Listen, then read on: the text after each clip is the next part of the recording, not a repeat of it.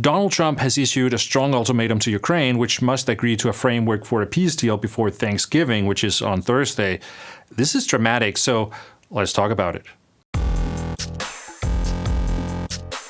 The Trump administration, together with the Russians, has developed a 28-point peace plan, which they have presented to Ukraine. They have stated that Ukraine must agree to this before Thursday, or there will be severe consequences. So this is a strong ultimatum. I think this is perhaps a good place to start by discussing the leverage that the United States actually has to force Ukraine into signing this agreement. There are two things that are typically mentioned. One is intelligence sharing, and the other is weapons deliveries. The intelligence sharing means that the United States has information from various sources, most importantly spy satellites, but also other means such as spy planes and other methods that provide intelligence which Ukraine benefits from. However, I think the significance of this intelligence sharing is often overrated. The reason for this is that the Ukrainians have, in the last 6 months, been eager to emphasize the importance of the intelligence sharing that is happening because they want to present the United States as a stronger partner than it really is for political reasons, so they have exaggerated the significance of this.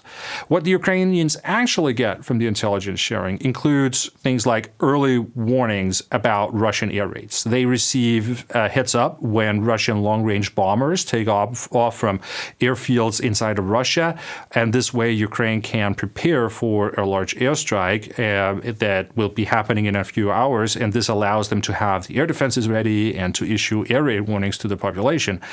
Another benefit is that they will receive more precise information about the location of Russian air defense units. And this allows Ukraine to plan offensive airstrikes more effectively.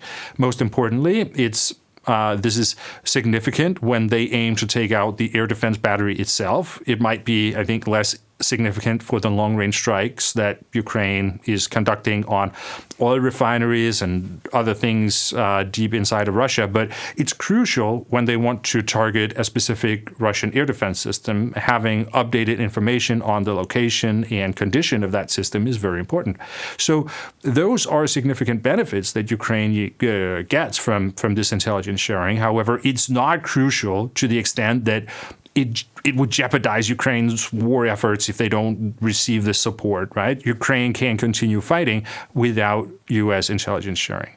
The weapons deliveries are a bigger problem. I'm always careful not to refer to the United States as a supporter of Ukraine because since Trump came to office, the United States is no longer donating weapons or cash to Ukraine's war effort. They're selling weapons at a profit, and I think it's misleading to talk about supporters as someone who sells things at a profit. But leaving that terminology aside, the United States is still an important partner for Ukraine in the sense that it's an arms dealer that provides assets that Ukraine needs.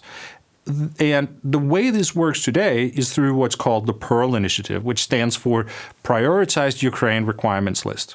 And this is essentially a wish list of weapons produced in the United States that Ukraine can prioritize and request. And then European countries can contribute by donating those weapons in which Ukraine has expressed interest. This mechanism was created back in the summer, and from a European perspective, it's been seen as a kind of win-win-win arrangement.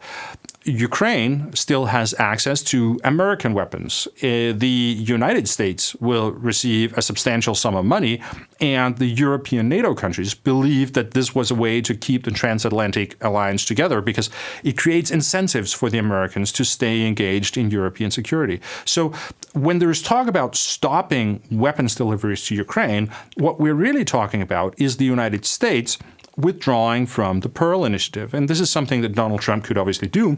But I think it's important to be aware that there are also significant downsides for the United States in doing so.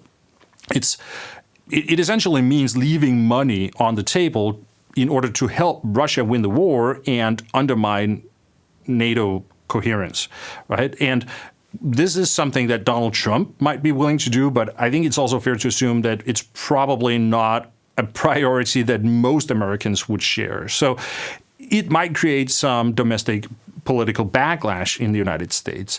And importantly, Today, Ukraine is also producing most of the weapons themselves in their own domestic defense industries. So we are at a level now where American weapons are still significant, but they are a smaller part of the overall arsenal that Ukraine has. And this obviously also means that you don't have as much leverage as you would have if you delivered most of the weapons that Ukraine was using. So overall, the leverage that the United States has in Ukraine is smaller than many people think. The intelligence sharing is not as important as it is sometimes made out to be. And the question of weapons deliveries is going to be domestically difficult for Donald Trump. It's just going to be hard to explain to the American people why it's necessary to leave money on the table to help Putin win the war. And in either case, losing American support might have consequences for Ukraine's ability to fight the war in the long term, but it's not going to lead to a short-term collapse. I want to turn to the question of how Russia would view this 28-point plan. Many people have pointed out that this plan is not actually that great for Russia either. If you look into it, even though overall the plan requires significantly more concessions from Ukraine than from Russia, there are still some aspects that are quite unfavorable for Russia too. In reality, this plan would mean that Putin would not achieve all the goals he has set out for what he calls the special military operation. For example, Putin has justified the war with a need to demilitarize Ukraine. Now, according to this plan, Ukraine's military will be capped at a size that is 2.5 times bigger than before the demilitarization began, right? So it's not much demilitarization going on there. Ukraine will also receive something that, at least on paper, sounds like Article 5 level security guarantees from the United States. And Russia will not actually gain control of all the regions that they have annexed, because there are some areas of Kherson and Zaporizhia that Russia will not be getting. So some people will say that because of these things, it's quite possible that for Putin to actually agree to this plan, and then it's not only going to be Ukraine that will be demanding changes. But I think he looks at it differently. I don't think he expects this plan to realistically materialize, but he assumes that it will be more damaging for Ukraine to agree to this text than for him, and therefore, relatively speaking, it will benefit him. Because, sure, inside of Russia, there would be dissatisfaction if this is actually the outcome they get after 4 years of war, but it's nothing compared to the resistance that Zelensky would face. And this means that for Putin, it's actually a win-win situation. Either Zelensky goes along with this, and that will throw Ukraine into a deep domestic political crisis, or Zelensky does not agree to this, and that can fracture the relationship between Ukraine and the United States, and Ukraine can lose its most important external source of weapons. So even though there are some things in this 28-point plan that are pretty bad for Russia, I actually think Putin is okay with it.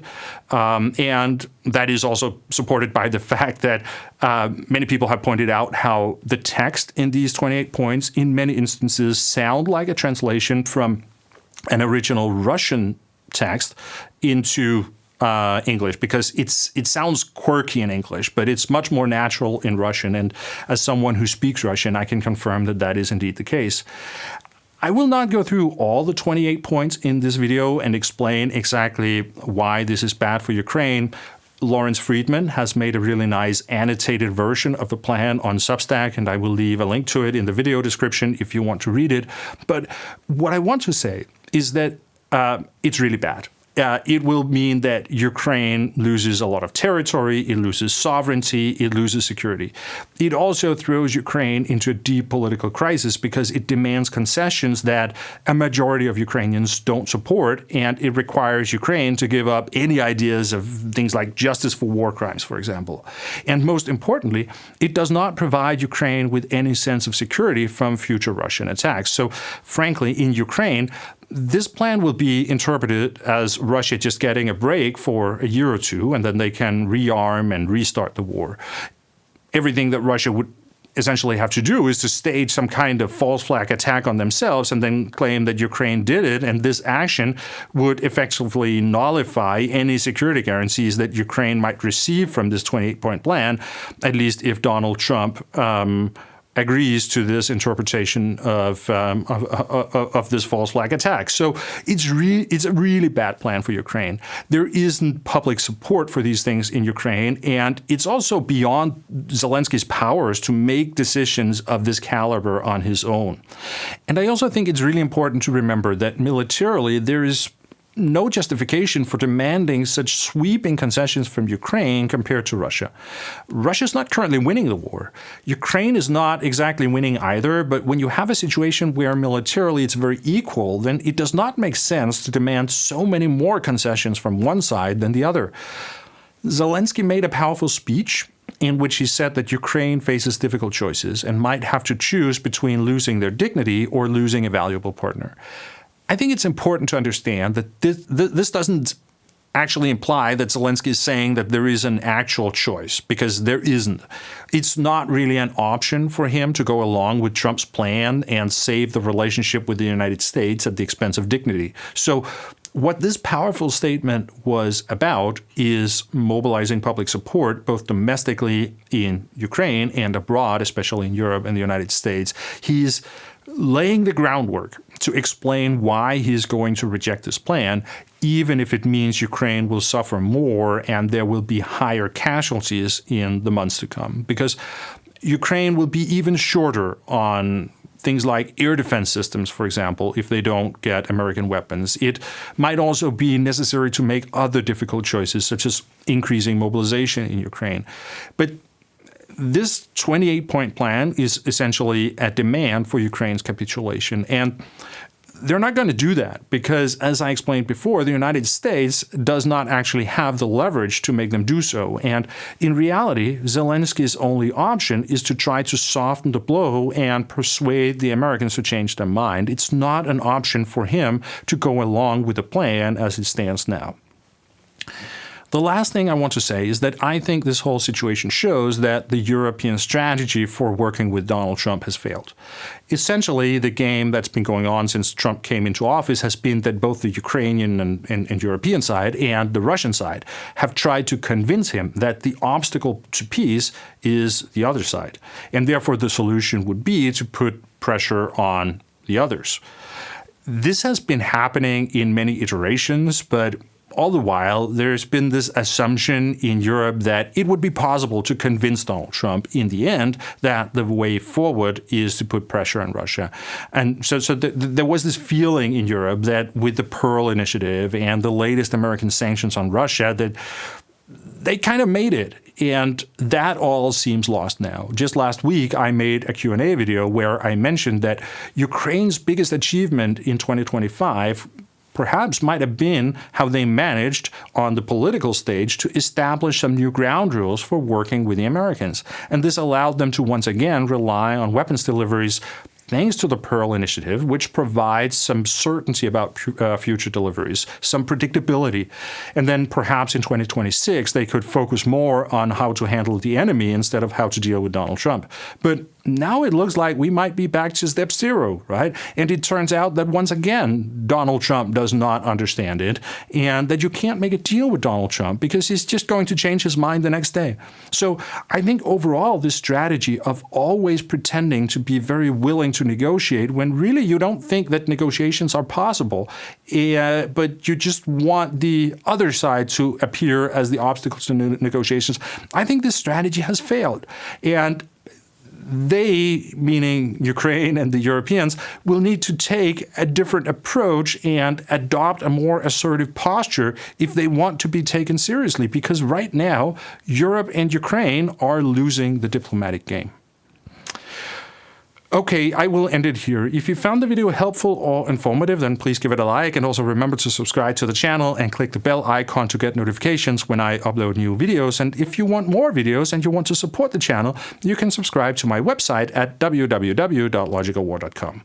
Thank you very much for watching, and I will see you again next time.